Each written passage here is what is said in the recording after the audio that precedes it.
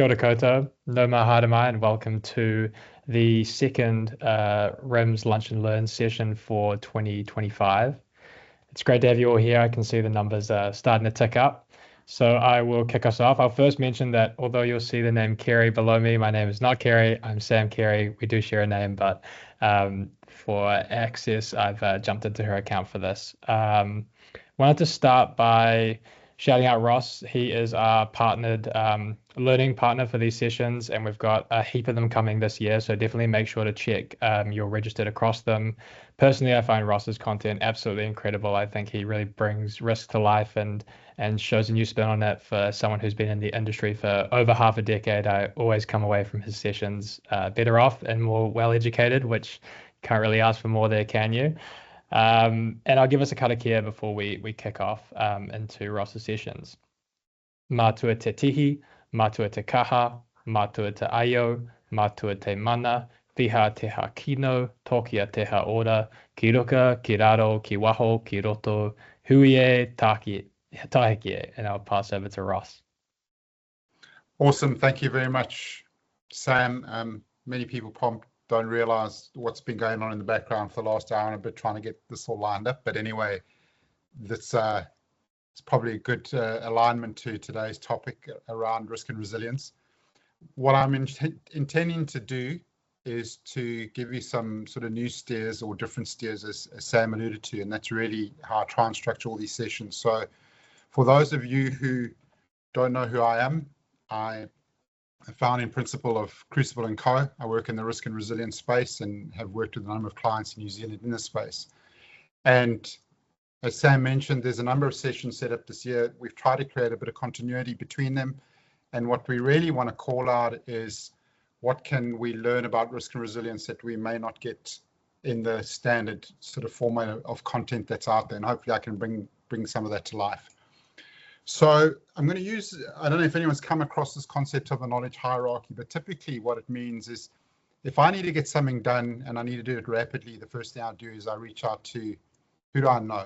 So it's a person that I can go to and have them do something. And obviously when we look after risk and resilience in the business, we're the people that get approached.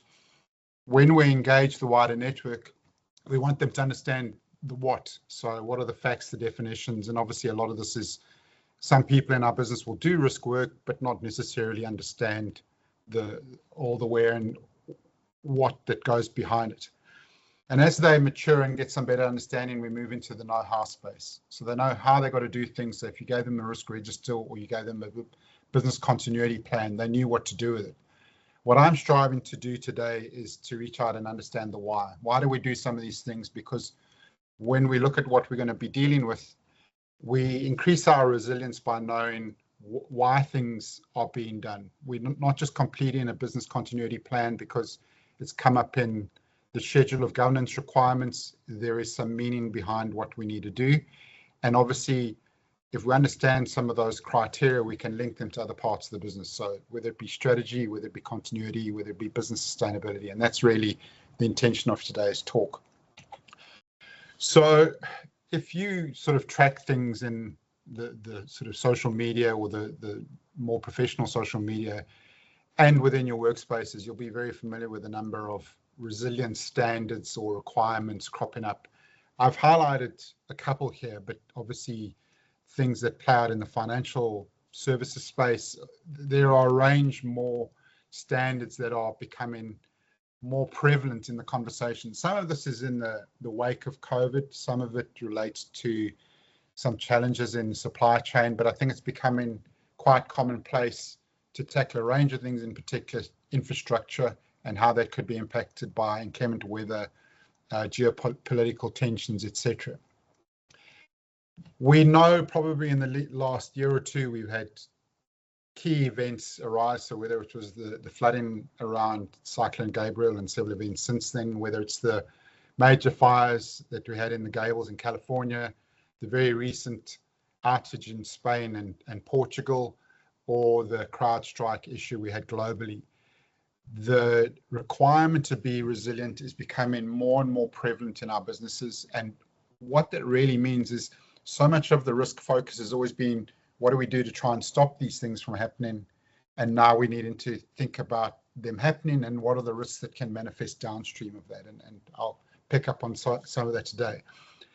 I think what's really key, and I've seen it in a number of scenarios if we're going to test business continuity plans or simulations, is that there is this expectation that some magic happens, and quite often it's the work of individuals in an organization that make these things work more effectively than how we potentially script it. And that's probably not a bad thing. You're always going to rely on people's intervention, but it's appreciating that they probably only know that because they understand the why. They know who to speak to, they know what to do, they know how to do it, but there's the understanding of the know why. So what are we going to look at today? So we're going to look at why we're seeing this crop up everywhere, and I have already alluded to it in part. We're going to look at how have we traditionally thought about it and what's slightly different, transitioning into how are things changing, what does that mean for us as practitioners in the space, and even though it's changing, there's still a requirement to evolve it further. So I'm going to try and sort of take you through that storyline.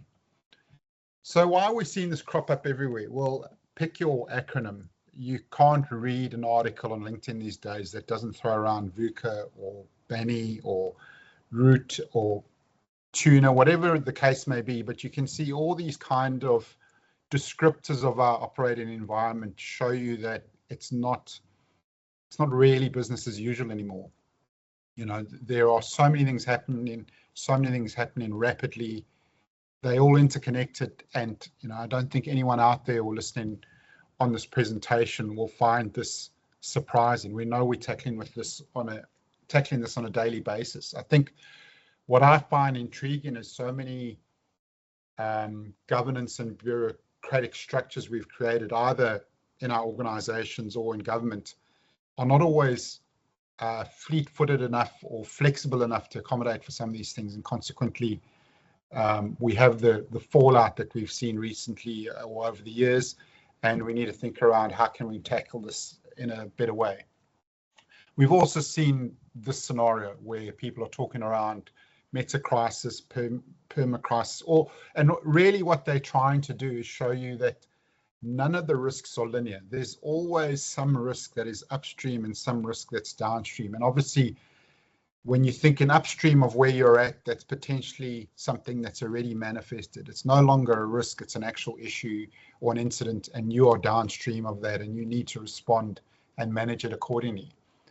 And I was recently in a workshop where I heard the statement, and it was really around, we have a top 10 list of risks or top 20, and whether they're principal risks or material risks or key risks. And the comment from a CEO in the room was, I'm not worried about how we respond to them individually, I'm worried about when they all happen at once.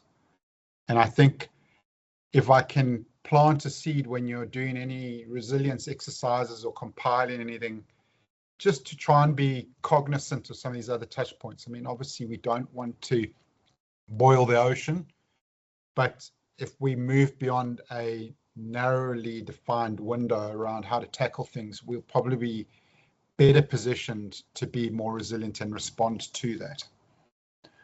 So how we traditionally thought about these things. So this is a diagram. I can't remember where I found it, but it was trying to make the distinction between these sort of tactical, strategic, and operational responses. And it's a simple flow diagram that the first block on the left is you in business as usual, you're managing risk, and then an event happens or a number of events happen coincidentally, and then you've got to respond to them. And you know, I've seen in organizations how these are named similarly or differently, but I think for all intents and purposes, we know what an emergency involves. We know that we could have an incident that's typically come through from a technology perspective, and we need to respond, you know, either systems are down like we had with CrowdStrike. And the extent to which that becomes public knowledge or needs to or may impact on reputation is really where that sort of crisis management kicks in for me. Crisis management is heavily involved in the public relations. It's making sure we're pacifying people that need to know, we're notifying authorities where we need to escalate things. but it doesn't necessarily consider how do we get up and running again, and that's obviously the realm of business continuity management and disaster recovery, so getting the systems up and running. But for all intents and purposes, there is this transition from left to right, and I've presented this in one way, and I'm going to present it in another way, and it's a slide I've used previously, but I'm going to try and explain things a little bit better for anyone who's not seen it, and to ensure we all get on the same sort of footing when we talk around business resilience. But before I do that, what I really wanted to call out is I'm assuming that most of you know that there was a significant power outage on the Iberian Peninsula right at the end of April.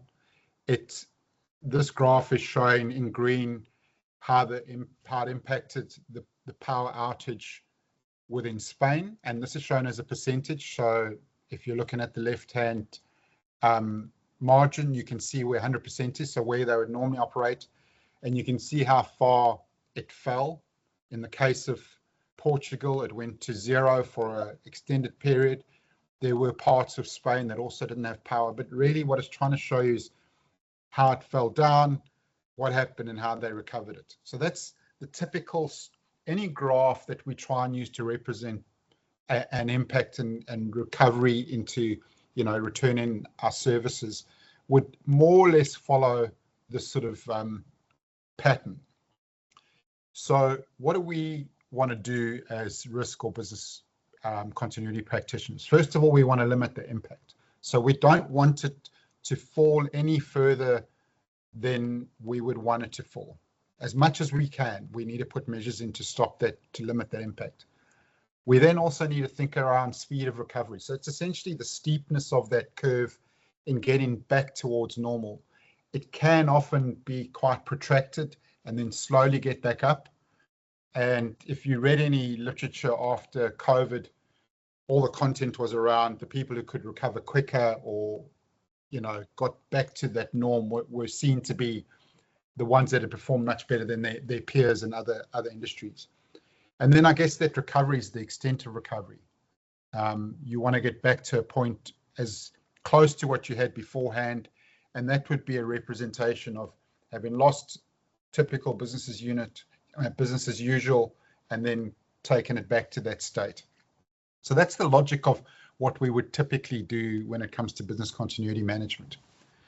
So if I can talk through that in broad strokes, the logic we would have from a risk management perspective is that we have normal operations over a period of time, and the bottom arrow is really meant to sort of portray time, and we manage risk over that time.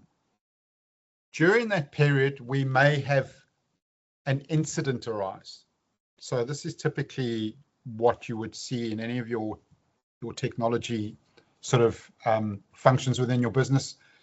An incident happens, it gets reported, it gets verified, we respond, we resolve it, and we remedy it. And that's the sort of process we try and follow with some of these things. And we'd obviously categorize them, and on some occasions, they might be significant enough to escalate. So that's how we would transition from incident management into this sort of disruptive space. Or we can have an interruption or an adverse event, and that sort of red star, exploding star at the bottom is really trying to represent something happening, quite an acute event, and from there our typical normal operations are disrupted until such time as we can restore them. And what is the sequence in which we do this? So first of all, we think around keeping people safe. So it's the emergency response.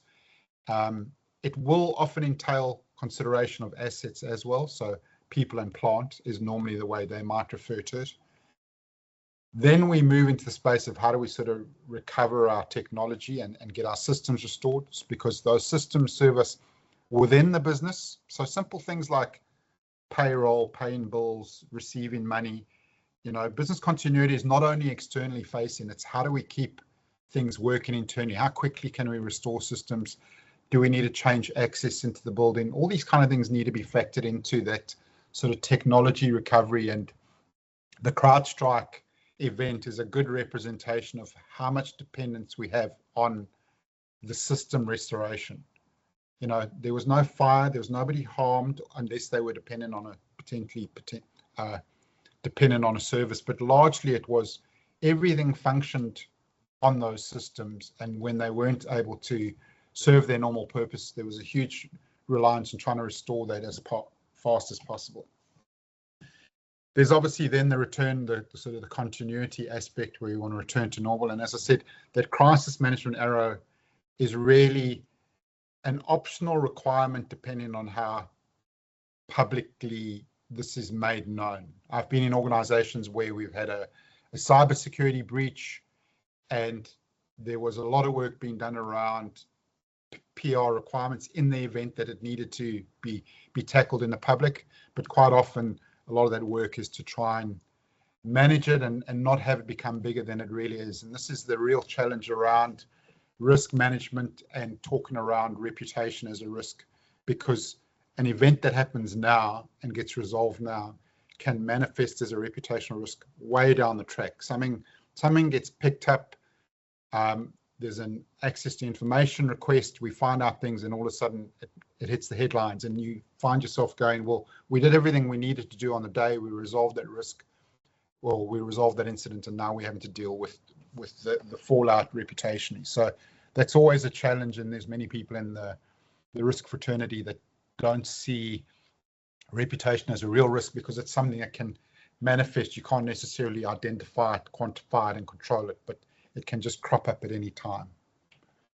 So where does business continuity come into it? There's obviously, if I look at that sort of italicized text, any risk management activity is working on reduction.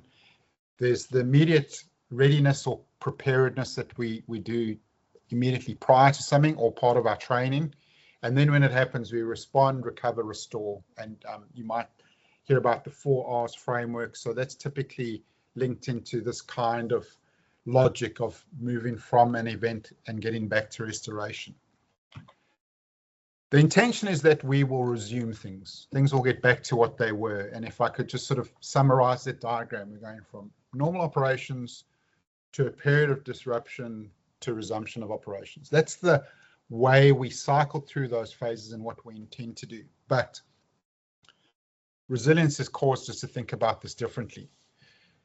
So I will get to that, but what I wanted to clarify is that transition from business as usual, where we are reliant on risk management. In this instance, I've really just called out enterprise risk management, and how we transition into business continuity management and how we may change the focus of what's important. So the movement from enterprise risk management being very focused on strategy to business continuity, we need to really get key functions operational. We're less concerned about strategy in that immediate term. I won't work through every single one of them, but you can see that time frames change. Our risk dimension focus goes from worrying about likelihood. So if we were thinking in terms of the trajectory of a bow tie, risk management's really heavily focused on the left-hand side, and obviously preparations for the right-hand side. When the event happens, we're moving into the consequence space, and we need to think around how do we limit the damage, how do we restore, and give attention to getting our business to what it was prior to the event. I think if you look at all of these together, there's a degree of semantics in how we're sort of trying to tease this out, and anyone who's worked in risk, particularly when you at a level that is more widespread than just a narrow sort of technical or domain focus, will know that the distinction between risk and business continuity is not as clear cut as this is. Sometimes we move in between the two. You've heard me say that as you're getting back into resumption, there are downstream risks. So while we're trying to portray this sort of transition, it's not always clearly defined. But here's some good steers for you to think around. How might I need to think differently if I'm moving from a risk into resolving a business continuity requirement? So I've described how we typically looked at business continuity management. This concept of resilience, which has become, it's so pervasive, particularly on LinkedIn and that, and I guess it depends on who you follow, you get a bit of an echo chamber, but what we're seeing in the resilience space, and if you remember what I spoke to in the last talk, and for those of you who weren't involved in the last talk, I was speaking around risk and strategy, and one of the requirements around risk and strategy was to have a strategic archetype in mind of where are we, where is our business, and what are we doing. And when we talk into strategic thoughts, we're talking around this renewal area, because the level of harshness, if I can put that in inverted commas, has changed dramatically, and we're needing to adapt. And that adaptation is portrayed in these key steps. We want the business to be viable. We want the organization, the operation to be viable. So we either need to be able to react very quickly to get into that space of resilience and respond to it, or preferably anticipate. And consequently, you'll see any learnings that came out of COVID means we're trying to work to anticipate it. So should there be any challenges from geopolitical impacts that would have ramifications for supply chains, we go, well, we can anticipate that because we know it happened previously, and hopefully we can resolve it. The economizing is quite a broad statement. Essentially what it's doing is, if you've ever looked at a business continuity plan, part of the logic is we need to prioritize where we're going to give focus. We don't try and restore the whole business back to pre-interruption levels right from the get-go. We need to look at where we have service level agreements that need to be reinstated. We need to look at what are our critical internal processes. So the economizing here is really going, where do I focus to get the most benefit? And then as I tackle that, I'm then growing that further and further to get back to what I need to do, and then to go, well, how can I leverage this and go even further than that? And that's where the resilience angle is slightly different from the typical business continuity angle. So if I go back to that diagram of the Iberian outage, what we're needing to do is, ahead of any events, we need to be anticipating what kind of events might happen. We then need to be developing the cushion. How do we cushion that blow? And there's a range of things we can do, and they will obviously be very technology oriented, and they'll be very domain specific, but the logic is we want to try and cushion that. And part of that cushion and linking into the adaptation is the speed at which we transition. So that curve, the angle of the curve that I was mentioning. The adaptation is really, we are now going beyond pure return to normal. We are now into the space of the new normal. And this is where we now start to shape things. And if you recall some of those strategy models we looked at the last time, the area that you want to move into is where you then start to change the industry or the aspects in which you're trying to get competitive advantage. That obviously is quite different from a government organization or a non-profit, but some of the sentiment is still the same. If we want to be suitable into the future, or appropriate, or whatever the word is we wish to use, we need to move from adapting into shaping, and not just being a recipient of those changing conditions. So again, let me work with we're a risk practitioner. We have our standard treatment strategies, and if we were using the likelihood versus severity, we know that when it's very low severity and very low likelihood, we might tolerate it. If we know more about what's going to happen and the severity is still manageable, that's obviously the space in which we mitigate the risk, and that's probably the area where we do most work as risk practitioners in guiding the business to develop appropriate controls.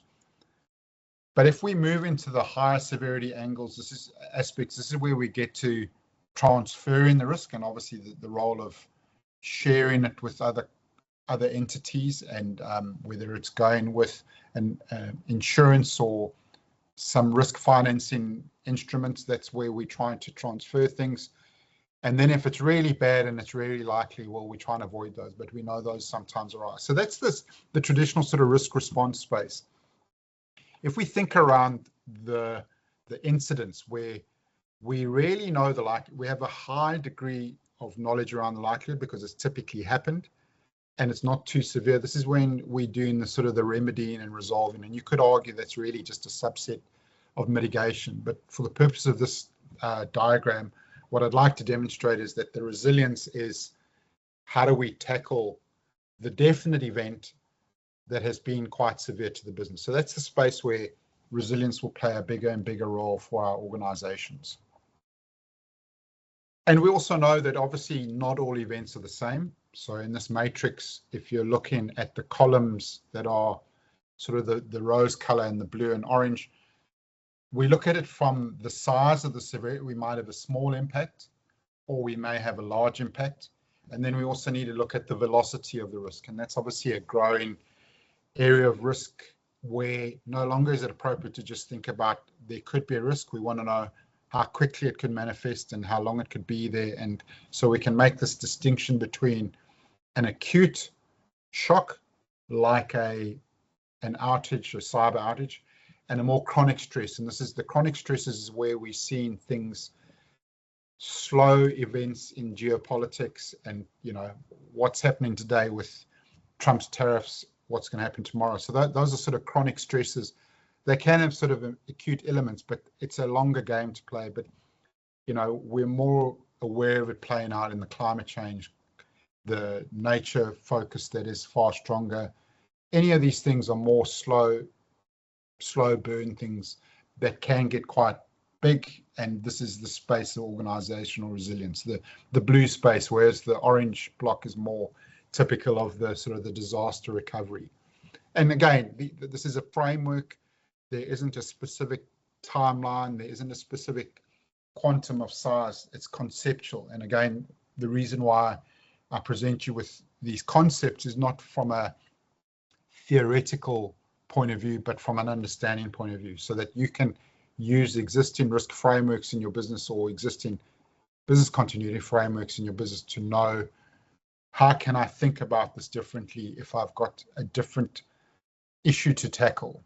And what also helps is when you're dealing, if you've ever done business continuity management across an organization, you're trying to collect business continuity plans, you will realize in some areas people are very responsive because they understand what it is, and then you'll get areas that are slightly more hazy. And if you are thinking around these kind of frameworks, you will become more, I suppose, to a certain extent, tolerant of their resistance or their lack of understanding, because it doesn't follow the vanilla of, well, this is what an emergency management caters for, or business continuity management caters for. We need to think a little bit more broader and longer and think what would be a more appropriate way to tackle things. So I'm going to work through these two slides on gaining from disorder. One of them happens now and one happens much later in the presentation, but this is based on work done by Nassim Taleb. Some of you may be more familiar with him in terms of the concept of the black swan, but he had a book in 2012 called Anti-Fragile. And anti-fragility and anti-fragile is really the concept of where resilience is becoming more than just a return to normal. So if I take this distinction between businesses being fragile and businesses being more resilient, the left-hand side, the orange one, is where we are typically damaged by disorder. And that damage by disorder really manifests because so much of what gets impacted is physical and tangible. So you can think of a flood impacting infrastructure. You can think of a piece of machinery getting broken. If there is any disorder in that system, we don't respond very well to it. So there's a tendency to break. There's typically only downside. There's very little positive about these things when they do manifest. These kind of systems dislike errors. They have very little tolerance for those shifts because particularly if they're large and particularly if they're irreversible, the system is more inclined to break if these things play out. You also see they're not able to respond very well or sense the shock that's coming. It happens, and then you think about a lot of work that's currently being done around infrastructure resilience. The big focus is on this, is that you can't really do much with a piece of infrastructure to allow you to respond, particularly if it's large. You can't move it anywhere. So you now need to think around mitigation measures and resilient measures that allow you to tolerate that, to adapt to that impact. So in this space, the fragile companies tend to avoid the risk. They prefer to have order. They've thought about things with fewer interdependencies, and they are more focused on the causality of the risks or the disorder that might be affecting them. When we shift into this robust resilience phase or this state of being, without sort of drawing too much attention to the heading, we're now moving into a space where there is some benefit to be gained. So you have downside and upside, and to an extent, these kind of organizations or systems are less impacted or less affected. They're unaffected by the disorder. And that comes from the ability to adapt to when things happen. But they still tend to go back to where they were before. So what we are trying to create through business continuity management is to restore that way of being. These are also systems where errors are information. What I mean by that is whatever we have happened, we learn and we're able to do something about it. Whereas in the more fragile instance, there's very little we can do with that information. You know, we just respond. We can only sort of react when we need to. We can't do anything to try and lessen any impact. The robust and resilient organizations also, you know, try and suppress the randomness and the volatility in the system. That minimize the impact, cushioning, adaptation, and sort of causing the system to be slightly different. And one of the key requirements in this is to have some degree of redundancy or slack. So anyone who's a project manager will know that the slack will be the additional time you have available to respond to things. But what we're meaning here is if you have well-stocked stores or consumables that you need to have for your systems, if you have additional people you can call in, people who are able to take on multi-roles, a lot of these things allow us to respond because we have that redundancy built into the system. So this should clearly demonstrate how a more resilient organization or more resilient system responds to a disorder than one that is more set in stone and is more fragile. So we've discussed how we've typically done things. We discussed how resilience needs to respond and change things. But the speed at which things are changing because of the VUCA or the tuna, whatever, the kind of multi-connected, interconnected systems with many risks playing out, we're already seeing that resilience or business continuity is no longer enough for businesses. It doesn't do enough to help ensure we can still exist after a disorder or an interruption. And this is why we have these pieces of legislation or these resilience frameworks in place. This is one that is the Civil Defence Emergency Management Act is trying to drive. And you can see essentially what they're trying to say is we have critical sectors and we have critical services that in the event of COVID or a storm or whatever the case may be, we need to ensure that people can still access their money. We need to ensure that there is still power and water and telecommunications. We need to ensure that the media is available for communicating. We need to ensure that transport is not interrupted, and we need to ensure that fuels are available. So all those things are really, really important. And you can see that this is a transition from sector-specific resilience requirements to those that are more important from the CDM Act, and then transitioning into the spaces that are non-regulated. So things like cloud service providers. And it's not uncommon to see every now and again something pops up and go, what happened? I couldn't access Facebook, or we couldn't get onto TikTok, or whatever the case may be. This is the less important space, if I can put it, although this has become a shadow way to engage and communicate with people. So we're starting to see more and more attention going to these areas. Health systems obviously are really important if they get compromised and need to be stood up again. and then food and groceries, because at some stage we're going to run into difficulties. And anyone who tried to find flour during COVID will remember what it's like trying to do that when there has been a severe disruption. We also have a situation where, if those are the sectors we want to look at or prioritize, what are the things we need to think around? And so there is a big focus around predominantly tangible assets, but not just tangible assets. So we look at, if I work from 12 o'clock or at the top, are we physically resilient, cyber and information system resilience, personal security. We want to ensure that nobody can get in and jeopardize our infrastructure, whether it be through technology means or physical means. We don't want to have sabotage, because that's so important to managing a lot of our infrastructure. We need to think around supply chain resilience, and we need to have procurement security, because obviously New Zealand is right at the bottom of the world.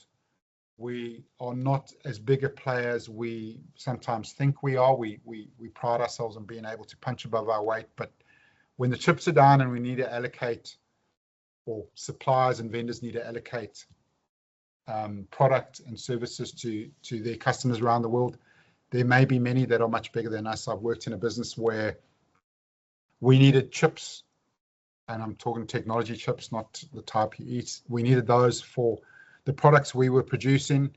And when COVID struck, and in the wake of COVID, our chip supply was based in Asia, and they had to reprioritize, because all of a sudden there were vehicle manufacturers who were calling in those requirements and trying to create backlog or increase their stock numbers to be able to deal with that. So we need to think around all these factors. But what I'm wanting to sort of articulate is that it's not just the sectors, it's not just parts of the business. We need to integrate it into the business and consider all as a more systematized approach. So what you've got on the screen is two versions of resilience frameworks. One on the left is from New Zealand and one on the right is from Australia. And they are both strongly aligned with ISO 22316. So they are thinking about things like leadership, governance, information management, culture, all these aspects. So what resilience requirements are requiring us to do is to go beyond a document that says, this is our business continuity plan. This needs to be something that is lived by everybody in the business. We need to move away from silo mentalities. We need to make sure we're on top of knowledge management. Even in business continuity simulations I've been in, things may be well documented, but that know who thing becomes important. We look at someone in the room who knows what happened in the last simulation, and we short circuit what is required. And there's no harm in doing that, but in the event that that person was compromised, how would you get that information? So when we think about resilience, we are thinking around all these aspects. We're not just limiting ourselves to a document that says, how do we get back up to speed? And I don't want to downplay the value of a business continuity plan, but we don't always think about all these aspects. We're not proactive enough. We don't always test them as well as we could do. We don't necessarily have strategies of how we respond should it happen. They typically focused on how do we get back to what we had, and that's where we stop. I'm also advocating that we expand our focus, and I came across a model from Deloitte, and it was around, they called it the capitals of organizational resilience. So what I'm trying to stress here is this move or the shift from operational resilience to organizational resilience. So everything that was in that gray diagram on the left is really encompassed within the gray block on the diagram on the right. So things around cybersecurity, assets, physical security, supply chain. But resilience needs to expand to include people. What do we do with people? Environmental resilience. So how does the environment impact on us? How might we impact on the environment, and how do we address that? Financial resilience. So what are the things that we need to be given attention to? And then, as I mentioned, reputational resilience. Whenever we have an event happen, we need to know what are the impacts on brand. We need to have an ethical response. When we have certain customers, we may need to prioritize. And I used this framework with a client not so long ago, and what I found quite intriguing is, as much as it seems a contrived separation into this diagram, there were many elements that had not necessarily been thought about and that they could put in place to go, well, how do we need to respond? And what would precede this is understanding what kind of scenarios might play out. So not just the vanilla, well, there might be an earthquake or there might be a cybersecurity event. We need to think a little bit more broadly. And I would encourage you to look at some of these headings and think, is our current response to business continuity catering for all these aspects? And I'm not suggesting you have these all baked into the business continuity plan, because that serves a very specific focus. But if you could sort of get a 30,000-foot view of these other elements, do you have a more comprehensive picture of what's going on? And what that's intended to do is that we reframe things from fragility to anti-fragility. So I've taken my diagram that I showed you earlier, I've looked at what was in the anti-fragility model, and I've tried to integrate the two. And what I'm trying to demonstrate is that we don't have an interruption and a return to normal, but we have a new normal. And what that means is business continuity transitions or changes into something that's more around resilience and anti-fragility management. And where we're trying to do is to start focusing on the right to the adapting and the innovating. And so if you do any research into the space, or you look at some of the less common articles out there, what people are starting to see resilience as is not only how do I get back to where I was before, but how do I get back and be better than my competitors? Where is the opportunity that has come from this? And that's the whole concept of Nassim Taleb's anti-fragile sort of framework, is that we are not just getting back to where we were, but we want to do more than that. And this is where we see that transition. So the blue box on the left was the one that was on the right alongside the orange one on enterprise risk. What we're now looking at is how do we take more advantage or gain more from the disorder and transitioning from more resilience into an anti-fragile space. And this is why I was saying is we're doing a lot to transition out of the vanilla business continuity management into resilience, but there's almost already a need to evolve from resilience into anti-fragility. And obviously it's going to be dependent on the organization you're in, it's going to be dependent on the sector you're in, but what you're trying to do is move from resisting a shock to actually innovating and evolving from that shock. You want to move from sort of adaptation more into getting more upside from these random events. And the book expands on it, and obviously sometimes not always, the thinking is not always there to transfer into our own space, but it's the conceptual appreciation that if we keep on doing what we've always done, we may not necessarily get the opportunity to evolve and innovate. Again, that appreciation of errors, the learning that comes from it. And in many instances, if you think about what happens in many modern businesses when we're doing A/B testing, when we respond in a certain way, that feedback that we are getting will allow us to treat those learnings to make us a more resilient, anti-fragile organization. We embrace risk because that's where we can derive opportunity. That doesn't mean we disregard risks that are detrimental to the business, but we are willing to go there. And I don't know how many of you have been in, presenting papers to boards and audit and risk committees where at some stage in the conversation, they may go, well, I don't think we're taking enough risk, or we may be being a bit too conservative. This is where they are possibly coming from, not necessarily anti-fragile thinking, but some organizations can be so risk averse that they compromise potential growth. And when you compare yourself to a peer organization, their growth might outstrip yours because of what they're able to do and the way they're able to think around this. And they are very good at appreciating all the multiple interdependencies that you need to deal with. So I started off by talking around the know who, the know what, the know how, the know why. And if what I've tried to present now is not adequate, there's always the know who. And I've got 3 names here. I don't know if Laura's on the call, but Laura publishes a lot of material in this resilience space on LinkedIn. And I could strongly advise that you follow what she has to share. There's a huge amount of value in what she's learned and what she can contribute. Dr. Gabriel Schneider, he came and spoke at a RIMS event, I think 2 years ago. And I think he was also a speaker at the RIMS conference.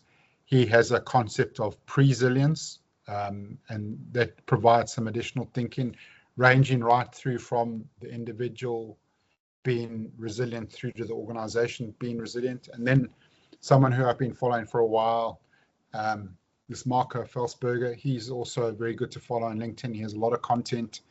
He has a newsletter, and I think if you can draw on a combination of people like this, you can get some more insights into how best to tackle not only business continuity, not only the integration of risk with business continuity, but the movement through to being more resilient and, potentially even into the anti-fragile space. And that's it for today. So I don't know if there's anyone who has any questions. I've got the chat open. I've purposely cut this one slightly shorter to allow time, because when there are questions, we have to sort of rush through them or not attend to them. So you're not obliged to ask a question, but if you have something you wish to ask, please fire away. I'll see if I can tackle it. Sure, we'll get some questions, Ross, but thank you. That was fantastic. I think for me, some of the key takeaways, just to summarize some points that really stood out, was the separation of operational resilience to, emergency response, depending on that velocity of impact. I think that's something which is really important to reflect on, and the nature of the impact is a key part of how we respond to it. I love the idea of shifting operational resilience to organizational resilience. I think there were some really key slides there for me that stood out there too. I love the concept of not getting back to where we were, but where we want to be, and that, taking that experience of the incident or the issue that materialized and kind of using that to build stronger. And I think that kind of summarizes that robust anti-fragile movement that you talked about as well. So I'm definitely going to check out that book. That's one thing I've taken away. Any questions come through? It looks like we might. Brilliant. We do have some questions. I will read them out, so bear with me. The first is from Ian. The lifeline providers are pretty resilient, but you mentioned how a resilient organization should have a holding of components. How can the business prepare for a long duration acute event that we are starting to see hit certain regions more frequently? Well, that's a good question. I mean, so the work that I'd done was with a lifeline provider, and one of the things they had discovered in their thinking was if their stores area was cut off or compromised, would they need to establish a satellite location so that there were stores or consumables available in another location not compromised? That obviously becomes really costly if your working capital can't always provide for that. I have seen instances where some organizations that have a similar need for consumables will get together and almost set up a combined holding, so that you don't actually have to carry all those spares on your books, if I can put it that way, but it's there for anyone to draw on. The obvious question is if you have an event that affects everyone, how do you deal with that? And I guess that's, other than lawyers and very careful policy wording, I'm not entirely sure.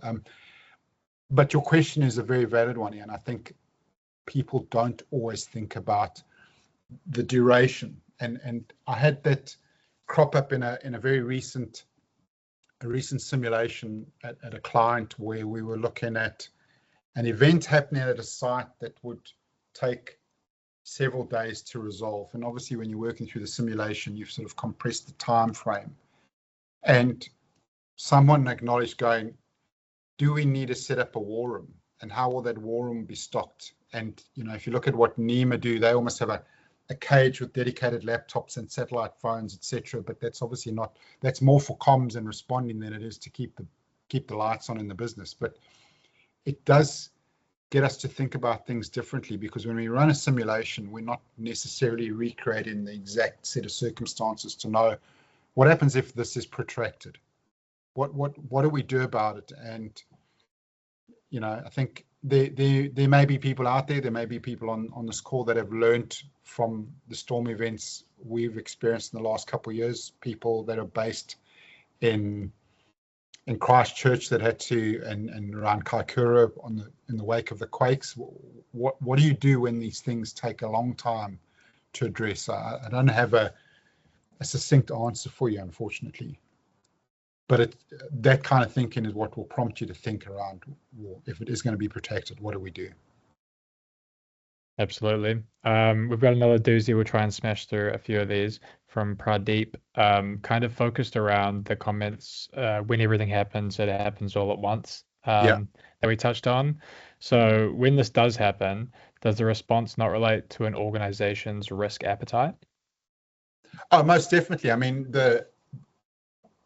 you would have instances where if your appetite is looking at a range of risk domains, you know, certain things like health and safety, and if you are responsible for the well-being of vulnerable customers, or you would prioritize those. So when we look at any risk decision or any strategic decision, choosing one thing means we're not doing another thing, and those trade-offs can either be quite carefully quantified, and it's not an easy space to operate in, but you know, businesses do that all the time. But the appetite will dictate how do I respond and where do I focus my attention. We will have these things happen all at once, and you know, keep referring back to COVID, but it was a good demonstration of everyone in the business was typically interrupted or impacted, and it was thinking, and the way it played out was almost it played out in slow motion, that it allowed us to tinker and change. And then we came out of lockdown, did a whole lot of things, then we went back into lockdown. The mere fact that some of us are working remotely and it's become the way we do things is a key development that's come out of that. And so, yeah, appetite and our response, and actually allocating the funding and the resources to put those measures in place is critical. You've also touched on a few other parts, and I think while the risk professionals on the call can relate here, there's another part of the question around, you know, the overlaying nature of incidents occurring, and oftentimes the limited people or resources to throw at it. I wondered, Ross, in your experience, how do you find for the risk professionals in our organization it best to communicate with senior leadership these problems before they arise? Because we know that after they arise, suddenly we should have had everything in place, but before it wasn't an interesting talking point at the board meeting. So I'd love to pick your brain on that one. Yeah, look, I found that we obviously have a huge dependence on governance in terms of having board and ARC meetings and executive meetings. And what seems to be an additional way, I won't necessarily say a better way to go, is I repeatedly try and have sort of conversations at the water cooler, in the lunchroom, wherever the case may be, just to tease some of these things out. Or if you've got a group together to do a crisis management exercise, to use that to try and raise awareness, because you're quite right, you know, we don't always get time in the boardroom to say everything we want to do. I'm in the process of writing a board paper right now on the 6 monthly review of where everything is, you know, what simulations have we had, what events have happened, where the BCPs, and you know, you have a defined time to try and highlight things, and it's really important to find the right people and work outside of those defined governance structures and communication channels to bend their ear. Strategy is a really good space to play. Get to know the people who are managing strategy, the development and where their thinking is, and to try and poke them. But quite often, sadly, we we learn these things all too late. We promise to do something, and then we carry on because we don't necessarily see the value. Anyone who's paying for insurance on a house or a car will know they do it begrudgingly. They think they'll never need it until such time as they do. That's just human nature, and I guess we'll see some of this evolving. The only benefit we might have is in some organizations that have fewer tangible assets, you can be fleet-footed. You can change and adapt quite rapidly. But if you've got big infrastructure in place, that's where the real challenge is. Yeah, absolutely. I see 2 minutes left. We've answered all questions, which is quite amazing. I see there's one, I think, in the meeting chat. I've read through that one. I think it kind of aligns with what we've just spoken around constraints and aligning government. But I'll send through the questions afterwards as well, Ross, just to make sure that you have answered all. I want to give you a nui, ka pai, and kia ora. That was fantastic. Really, really interesting content. I've personally learned a lot, and I know that our other members have as well. I want to quickly close with a karakia, and then everyone can head off to their next hui, their next meeting. Unihia, ke te uru tapanui, ke wātia, ke mama, te kākau, te tinana, te wairua i te ara takata. Koe rā e roko, whakairia aki ki ruka. Tutu, whakamoa, kia tina, hui e, tāhiki e. Kia ora everyone. Take care. Thank you, everyone.